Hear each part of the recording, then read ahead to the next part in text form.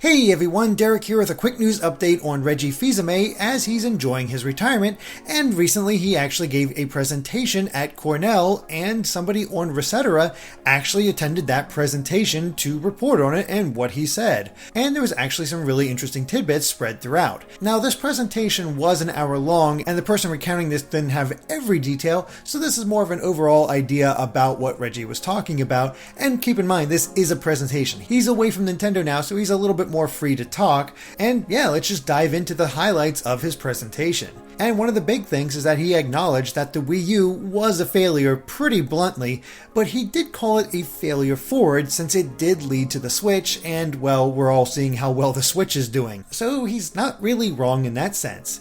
He also talked to the Japanese side of Nintendo quite a lot, and not even just for business, and they ended up usually calling him Reggie-san. And speaking of the Japanese side of things, he mentioned that Satoru Iwata didn't think that Wii Sports should be bundled with the Wii in the US. And as we saw with the sales of the Wii, specifically people going after that Wii Sports Bundle, it was a massive success, and I believe really led to people wanting to pick up the Wii just to encounter Wii Sports and show it off to other people. So that was a pretty good decision. But of course he also learned a lot from Iwata, specifically the value of silence in business. Now Theoryman didn't really elaborate on what he meant by the silence in business, but he did mention that this isn't something commonly seen on the Western side of business. It's more of an Eastern thing, and apparently he really appreciated it. He also emphasized the importance of having a workplace with a variety of races, genders, and sexual orientations, and Nintendo of America actually has an internal diversity programs that support groups of women and LGBT people at the company. And when asked about the whole situation with Activision Blizzard and China,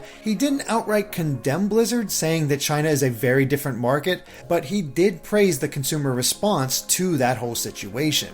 And finally, he was asked about Mother 3 at the presentation, and he simply laughed, saying that he thought he'd finally escape that question, without ever actually giving any details. So yeah, not exactly a wealth of information, but the presentation is said to be very exciting. He was very personable with the audience, he really got into it, everybody kind of had fun, and he seems to be the Reggie that we still know and love.